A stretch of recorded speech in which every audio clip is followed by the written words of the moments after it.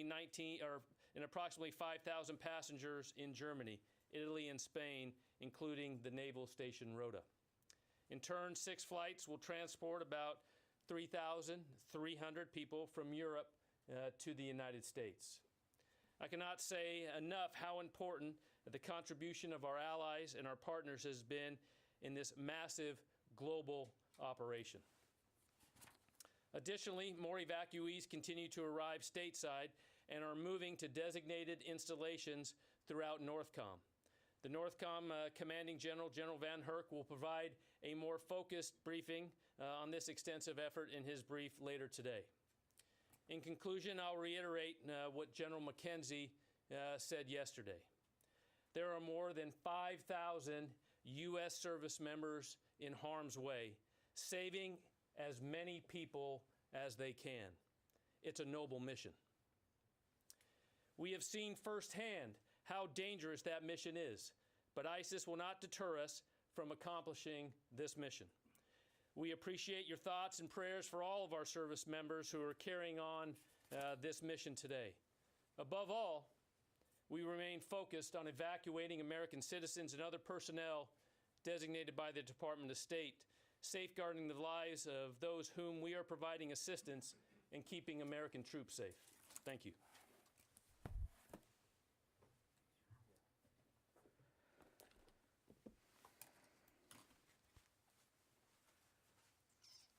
Okay, I just have one other thing to add, and it's a good segue from what the General ended with. Today, the Department of Defense can announce that it has authorized Marine Corps Base Quantico, Virginia, Fort Pickett, Virginia, and Holloman Air Force Base, New Mexico, to provide additional support to the U.S. mission to evacuate Afghan special immigrant visa applicants, their families, and other at-risk individuals.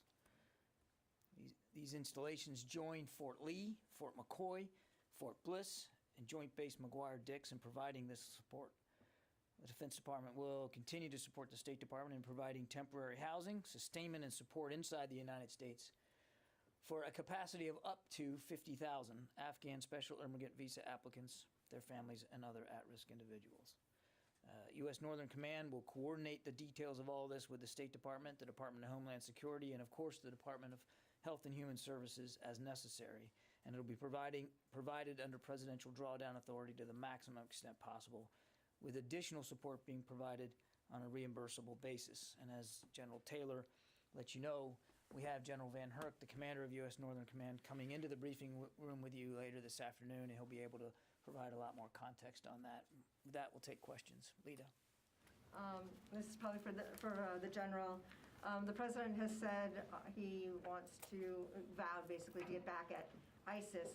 How difficult will it be for the U.S. military to do that type of operation, considering the lower number of troops and the difficulty in getting intelligence on the ground? And then, I don't know if this is you or John, can you just talk about the number of people that we'll see getting processed over the next several days? Is that number going to gradually go down? Do you have out the number of people you think you're going to, or what's your ballpark estimate? Yeah. All right. On the first question on our capabilities and abilities to protect ourselves or to also to conduct the strikes, as you said. As I've said all along, we have resources with the CENTCOM commander and with the commanders on the ground and the capabilities to allow us to execute any type of those operations as those are required to do. So, Lita, again, we're still planning on ending this mission at the end of the month.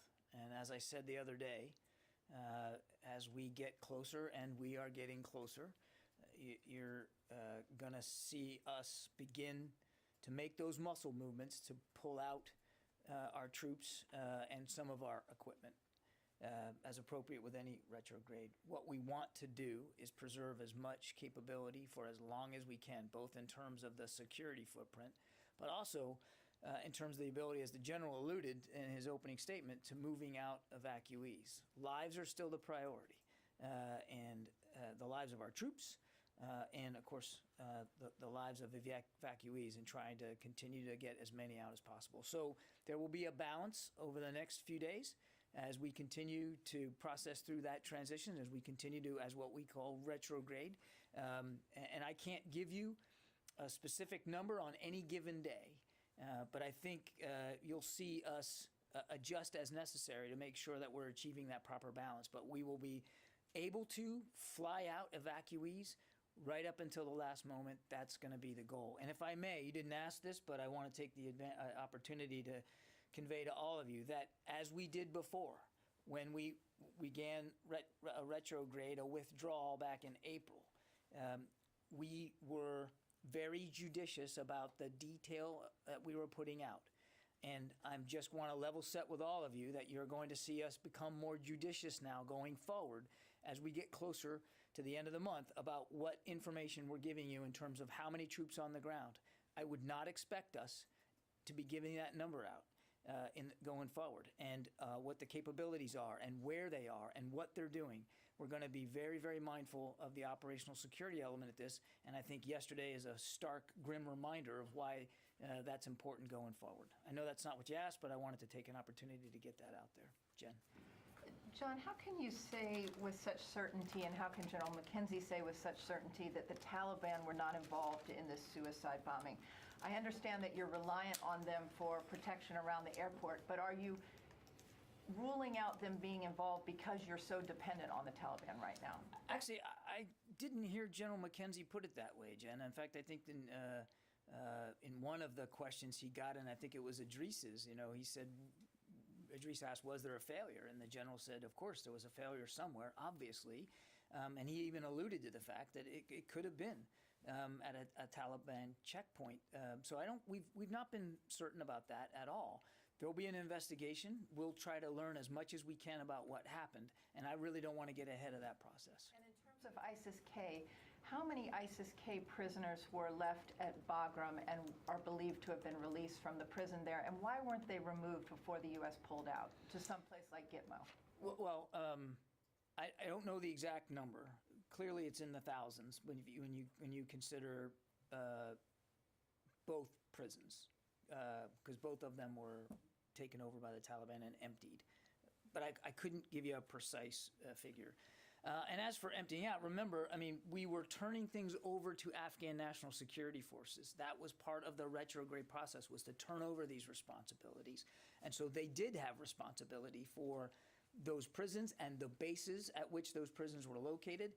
And of course, as the Taliban advanced, we didn't see the level of resistance by the Afghans to hold some territory, some bases, and unfortunately, those were bases that the Afghans didn't hold. But all of those responsibilities were turned over in accordance with the retrograde plan back from April. Idris. I think this is more for the general. Yesterday, General McKenzie talked about wanting to talk to the Taliban about pushing the perimeter back as one of the sort of ways to avoid another incident. Has that happened? And I know you can't say by how much, but has it significantly been pushed back? And what are you seeing in terms of flow to Abbey Gate? Is it less people being allowed in? Is it still a rush of people, which could lead to a similar incident? What are you seeing today at the gate? So what I can report as my discussion with the commanders there on the ground is that multiple activities have taken place to increase the force protection, specifically in communication with the Taliban of how they are executing their checkpoint operations and communication when there. So I would say there's been multiple. I don't want to go into the details of the exact of what the communication, but I know that has happened. And what we have seen today is a little lessening of what we would say total capacity at people in and around gates. Yes, Nazira. Thank you, John.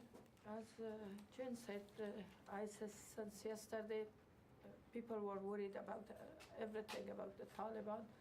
They were psychologically under a lot of situations. Some of my family get targeted and tortured by the Taliban. But since yesterday that ISIS created, Afghan people are more worried. Do you think that it's another civil war will start it in Afghanistan. That's why most of Afghan people question. And everybody now want to leave the country because now it's double. Before was only Taliban. Now ISIS also show up one more time their activity. Do you think that's another civil war? Before I try to answer that question, I do want to take the opportunity on behalf of the Department of Defense to also make sure that we express our condolences for the Afghan people who suffered in yesterday's attack. We know that there were a number of killed and wounded Afghan civilians at the airport, and that there are families that are dealing with the same devastating, terrible news that now Gold Star families here in the department are dealing with. So again, on behalf of the Secretary, we offer our condolences and thoughts and prayers. I wish I had a crystal ball. I wish we could know for sure what's going to happen in Afghanistan. We don't. We obviously don't want to see the country torn asunder through civil war. But that's why whatever the future of Afghanistan is from a governance perspective, we're going to stay engaged with the international community to make sure that Afghanistan's leaders are held to proper account for the way they are governing, and that Afghanistan's neighbors also try to play a constructive, productive role in whatever the future of Afghanistan is going to be. Though we will not have a military presence there, the United States government will still want to see what we can do in with the international community to make sure that Afghans can have the best of all possible outcomes for their future. But I think it would be foolish for us to try to be too predictive about what's going to happen right now. You will not change the policy again to be involved again in Afghanistan? The Commander-in-Chief has made a very clear decision that it is time to end America's involvement on the ground in the war in Afghanistan, and we're going to execute that decision, as we should. David. John, for the record, would you clear up the confusion over the service affiliation of the dead? I mean, it sounds like we have a total number of 13, but the That's breakdown right. within the 13 is a little unclear. The Marine statement said at this time 10. Yeah. So can you tell us what it is, and then I have a question for the general. Actually, I'm not able to break it down specifically right now, David, and I want to defer to the services to speak to their specific number of casualties. As you can imagine, they're having to have difficult conversations with a number of families, and we here at the department don't want to get ahead of that process. So I think on that one, I would just defer to the services. And General, you didn't answer the question about whether the Taliban have met General McKenzie's request to push the perimeter further out away from the airport. And he also said that he was going to ask them to close some specific roads. Have they done? Sorry if I didn't add that level of specificity, but I know those, just exactly what General McKenzie had said, had been passed to his commanders to have those discussions with the Taliban to take not only those specific measures as he mentioned there and you mentioned, but other activities that will increase the security and the facilitation of those getting through. So, Do you know if they've happened? the discussions? No. No, I cannot report at this point what actions the Taliban have taken in the last, but I know that those discussions are happening and that have happened. Okay, I got to get to the phones a little bit here. Laura Seligman, Politico. Are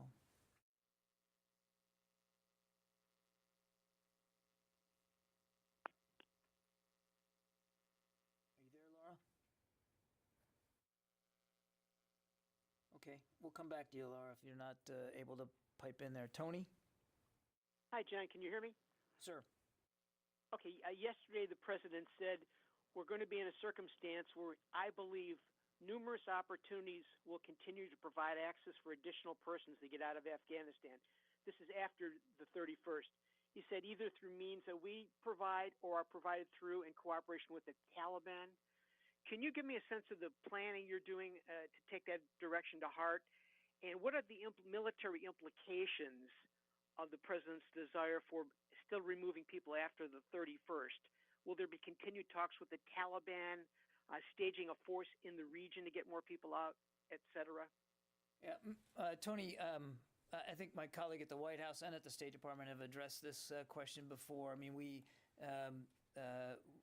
the interagency, the U.S. government will pursue a variety of ways to help any Americans who want to get out after our military presence at the airport has ended, to be able to help them get out. And it's while Afghanistan is a unique case, it's not completely separated from the larger effort that the United States government pursues all over the world. When we know that Americans are at special risk, we do what we can to get them out, and that doesn't necessarily involve the United States military. So I'm not going to.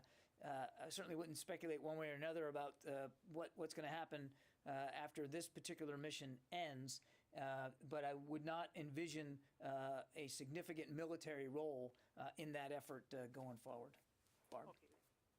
Going back to what David was asking, if the U.S. military knew that there were improvements to be made, such as closing roads and pushing the perimeter back further, why wasn't this discussion engaged in before before the attack? Why wasn't the point pressed? Why weren't these improvements asked for by the Taliban? Because you're saying, General McKenzie was very clear, he's asking for this now. Barb, I would tell you, from the very get-go, even before we had a specific threat assessment, force protection was of paramount importance to General McKenzie, certainly to the Secretary, and I don't want to speak for the chairman, but I think I can for General Milley as well in this regard. I can tell you that from the very beginning, force protection was always at the front of everybody's mind. And force protection, as you well know, particularly in a dynamic environment, is something that changes all the time. And so as we got more information, we made adjustments to force protection measures to try to do the best we could at what we thought were the specific threats we were facing. And you heard the general talk yesterday about even Overwatch in the air.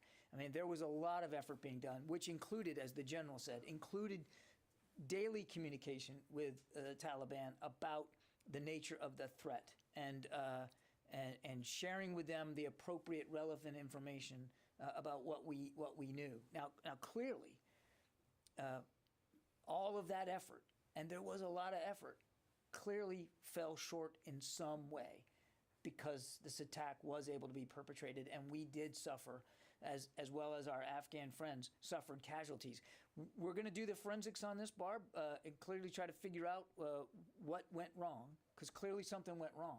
But it would be irresponsible if we didn't act immediately to double down and make sure that we were being as anticipatory as possible, because we still believe there are credible threats. In fact, I'd say specific credible threats, and we want to make sure we're prepared for those. And I don't think, and I'm sure you can understand, that just by virtue of the fact that we may be taking other steps doesn't mean that they would have necessarily been the proper steps for what we saw yesterday. We have additional information, and so what I would tell you is what you're seeing us act on, to the degree we can talk about it, is based on information that we have, and I think I'd leave it at that. When you say you have additional information, can you tell us, do you mean you have developed additional information since the attack? Do you still believe something is potentially imminent? I thought General McKenzie covered it very well with you yesterday. We certainly are prepared and would expect future attempts, absolutely. But I won't get into the specifics of what those are and why we're doing what we're doing. Do you have additional intelligence since the attack? We again, without talking to intelligence, we're monitoring these threats very, very specifically, virtually in real time. And I think you can understand I wouldn't get in more detail than that. Tara. Two questions for General Taylor.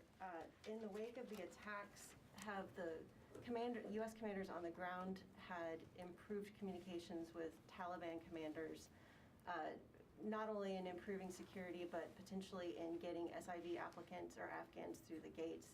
And secondly, in the wake of the attacks, since ISIS is also a problem for the Taliban, is there potential there to coordinate to actually target ISIS? So when we say improve communication, I would answer that with, we are continuing, communication. So improve, I would say every day that is improving because we have more repetitions. We're able to continue to have open lines of communication. So the specificity of what is being passed back and forth tactically to allow for a better security environment, I would say, is improving because those repetitions are happening, and the understanding of the Taliban of what needs to take place is being reinforced. And so I think yes. And then your second question of passing on specifics like, what are we looking for here? What is the threat that we need you to look for? Yes, that is absolutely being passed from the commanders on the ground to those Taliban commanders to ensure, as Mr. Kirby said, things like yesterday, we understand what to look for. We understand what the threat is to try to prevent it. Specifically to target ISIS, though? To those threats, yes, those ISIS threats that could come in. Okay, and then secondly, there was a secondary explosion later yesterday where U.S. forces were doing controlled detonations of equipment. Can you talk about the type of equipment that is being destroyed in the retrograde so you don't have to fly it out, but it doesn't fall into the wrong hands either? Yeah, so the actual specifics of what type of equipment was destroyed, I don't have that. But what we have said is that, the commander has the authority there to destroy equipment that they feel is responsible. So as we talked about controlled detonations, I think that was your specific question. That's what we call that, a controlled detonation that could take place if the commander decided to destroy some type of equipment.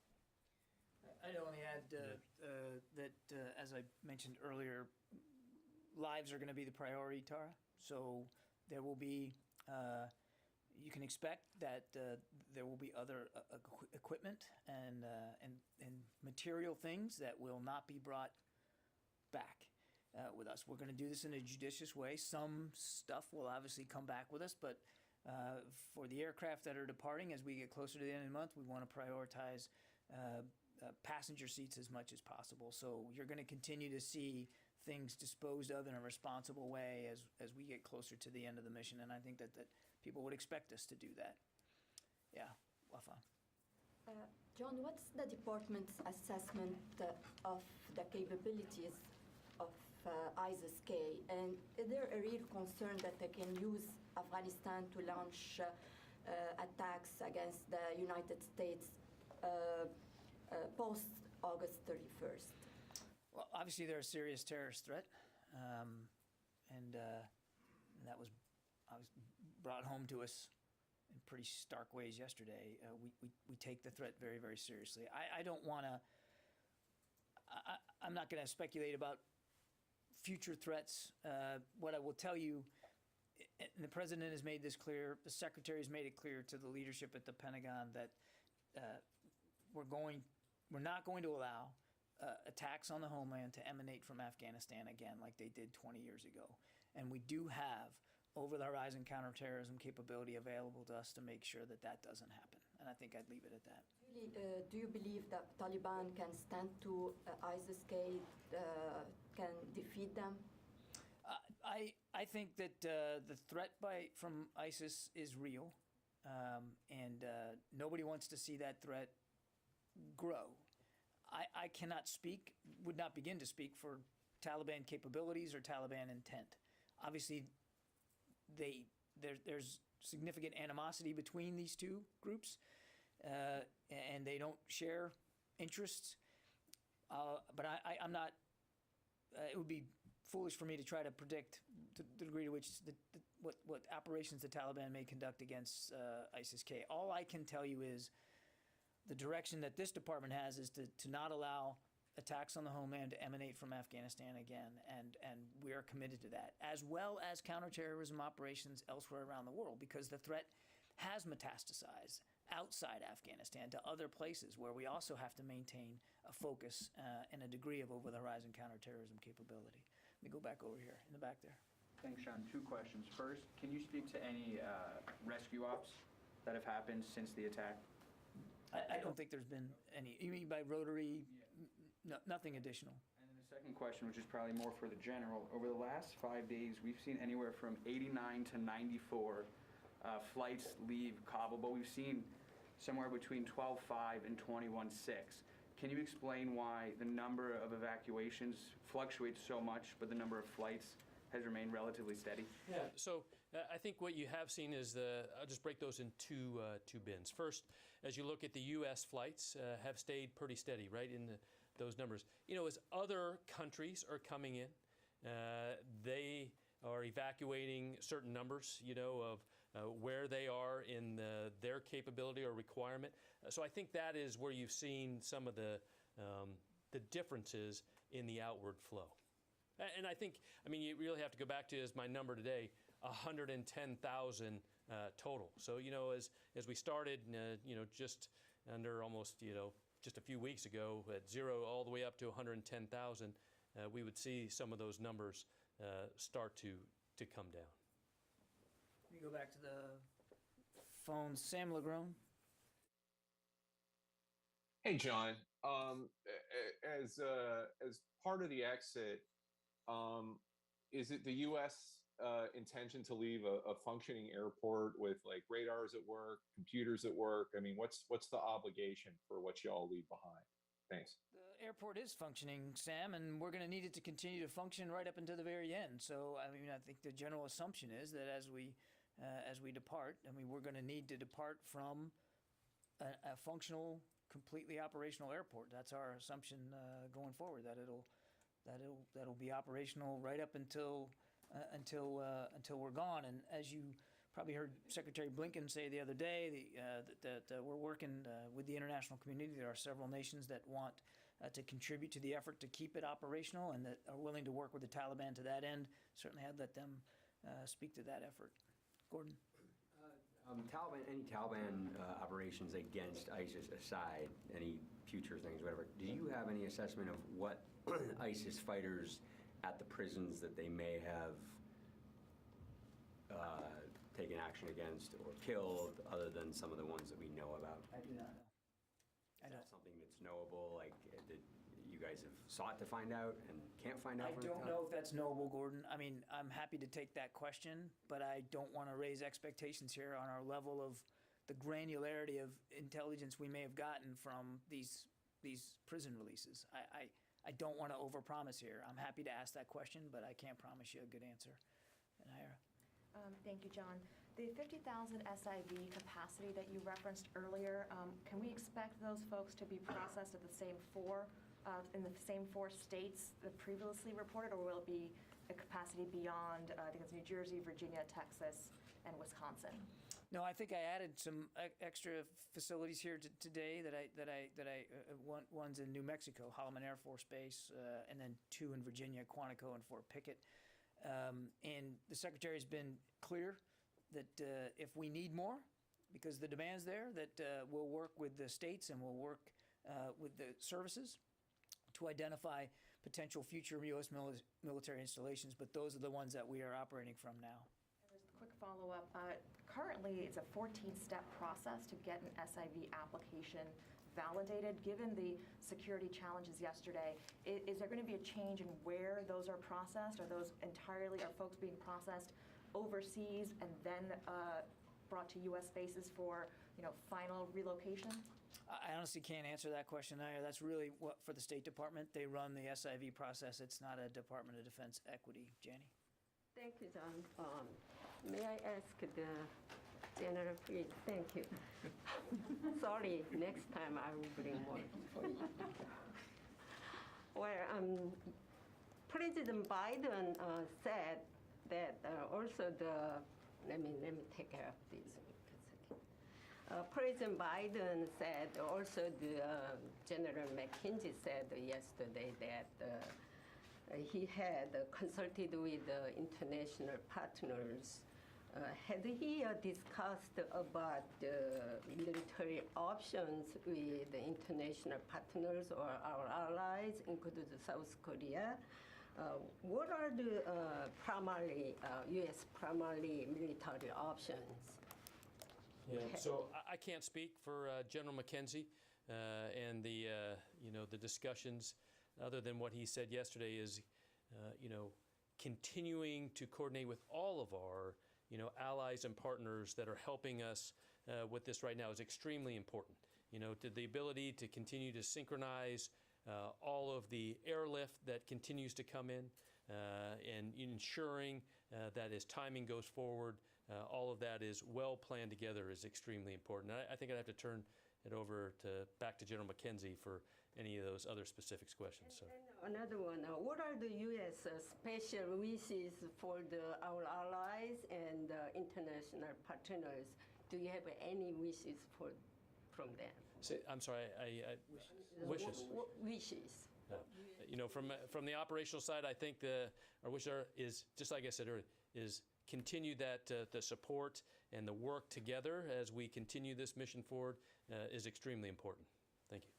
Can I follow up, sir, about something that Gordon asked about? We just have been hearing some reports that there have been some attacks by ISIS-K against Taliban checkpoints in the city. Are you seeing any evidence of attacks that ISIS-K is attacking those Taliban checkpoints? I have not seen those reports. And can you give us any more clarification on the sharing of American citizens' information as well as SIV information with the Taliban? There were reports yesterday that the U.S. officials were sharing that information. Yeah, I don't think there is sharing information, as you would say in that question of, like, we are giving information. What information is very important right now is at the ground level to ensure that as people approach checkpoints, that those Taliban checkpoint leaders have and understand who's coming, what documentation they're supposed to have, and go, because that's really important for us to ensure the time that people are not in areas and just staying there for long periods of time. The commanders on the ground are continue to coordinate. How do we continue to increase that throughput through checkpoints, through gates, to get on HKIA as fast as we can? That's very safe, to get them there. Thanks. Megan? How many U.S. troops are still on the ground at HKIA, and how is the security posture at the gate changed? Are there more or fewer troops going in and out of the gates? Is there more overwatch of the crowd to look for suspicious activity? So kind of back what Mr. Kirby said earlier as we talk about troop numbers and capability. Capability has not changed for us to secure all the gates, to be able to process evacuees, and our ability to rapidly turn aircraft as they arrive and get those up. And as we talk about force protection at the gate, I'm not going to get into the specific TTPs that those junior leaders are taking down there, other than we continue to learn every day from the day before, and we work within all the capabilities we have to ensure, one, that we can continue people to come in, but also stay safe. When you say you continue to learn, does that mean that you have switched things up in order to make it more safe? I would say patterns are things that we try not to get into. So I would just tell you, as the most simple operational piece there, we're always doing things that we can to keep us safe and not create patterns. I'd only add to that, Megan, as I mentioned to Barb, we still have active threat streams, and we're taking steps that we believe are appropriate to those streams. And I think I'd leave it at that.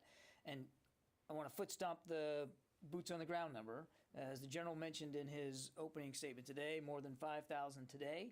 We are not going to get in going forward to a daily count of what's on the ground. Just going forward as we get closer now to the end of the month and the end of the mission, you don't expect daily updates on what exactly how many troops are there at any given moment. Mike?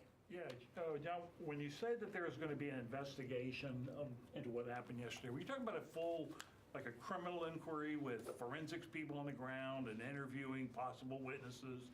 Who would be doing that, and how do you do that in the middle of a war zone? I wouldn't characterize it as a criminal investigation, but it'll be as comprehensive as General McKenzie needs it to be to try to do the forensics here and figure out what happened and what we can learn from it going forward. It'll be a very complete, thorough investigation. I will leave it to General McKenzie to describe for you sort of the architecture of what that's going to be. But it's not like we haven't sadly had to do this before, and we know how to conduct these investigations. Yes, sir, you. Thank you very much, Mr. Kirby. My name is Mushfiqul Fazal. I'm representing News Communication Network, NCN. And U.S. service members doing incredible job with sacrificing their life. With consideration of that, my question is few strategic. Do you think the removal from Afghanistan, it will reduce your control within the Asia and the Pacific, the U.S. control? So for you and the general.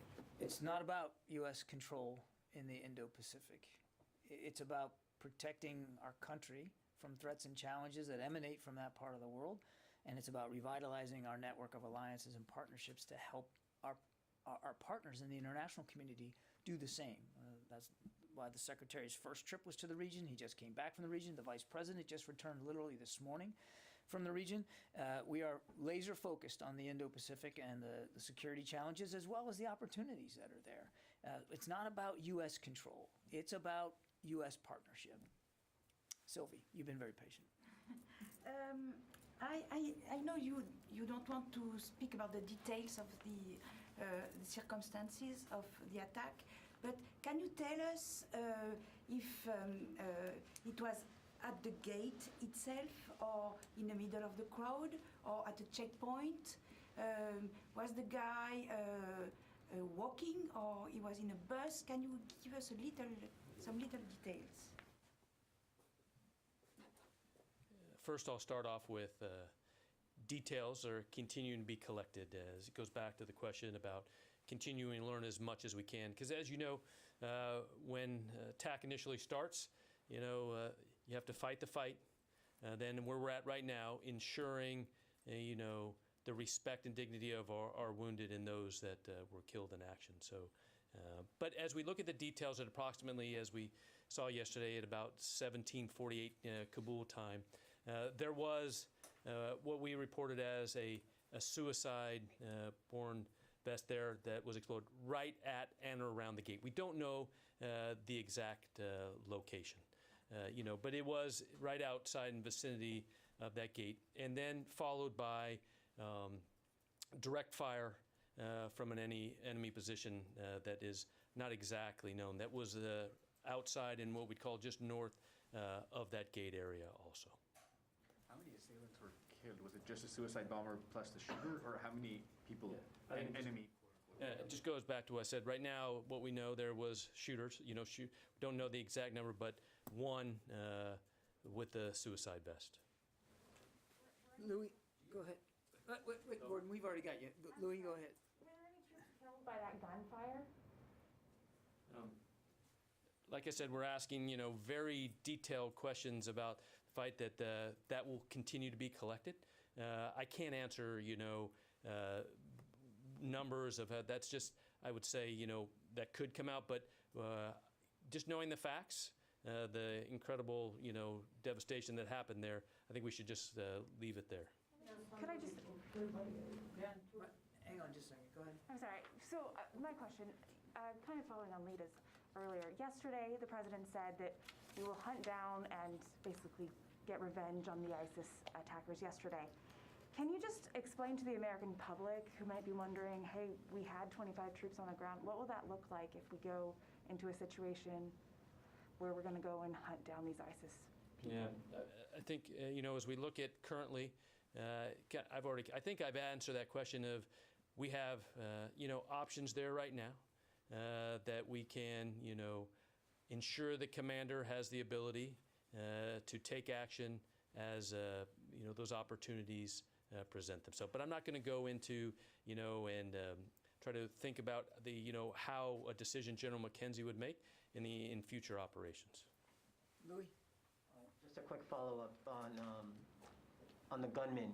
Was there more than one gunman, and was that gunman killed or whatever? Like I said, those information is still coming in. I would say what we do know, absolute fact, there was a suicide-born IED right there, and gunfire.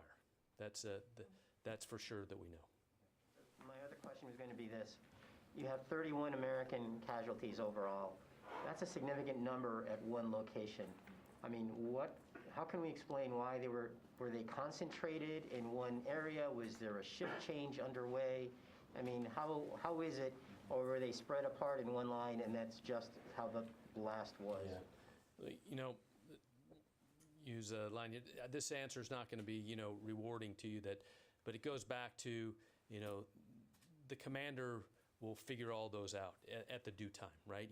And those are the questions that I think are very appropriate, and people, will want to know this. But right now, what I can tell you is the commander's continuing to execute the mission, make sure that, other forces in there can continue there, and ensure that those information, as I think a couple of the questions we answered earlier, will come at the proper time.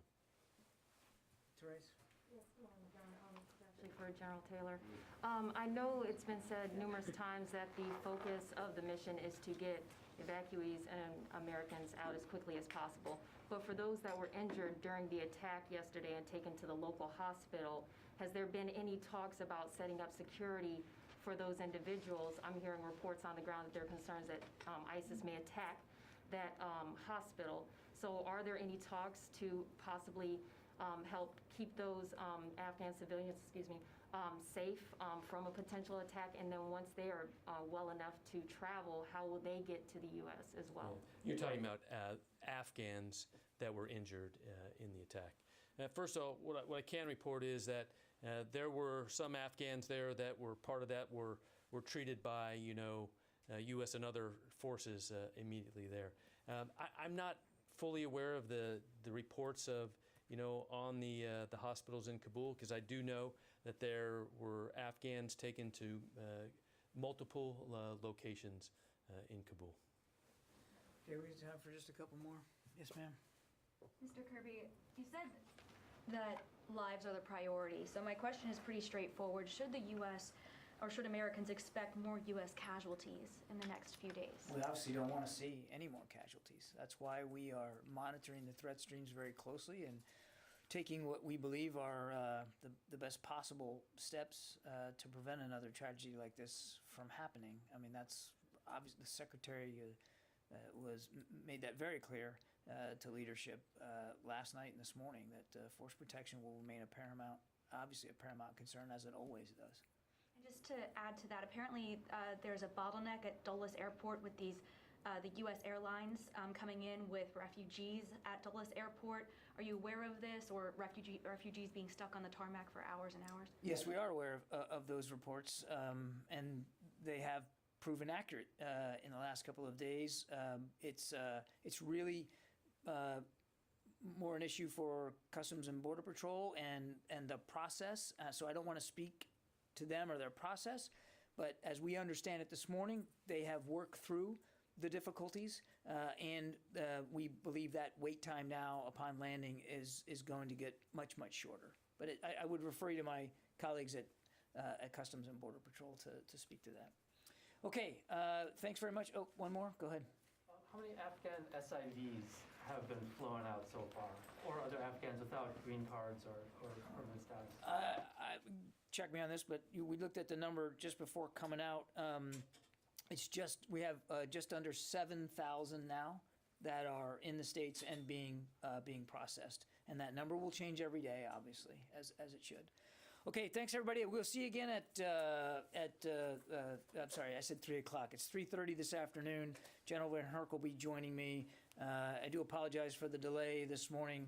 We were getting updates literally as we were getting ready to come out to see you.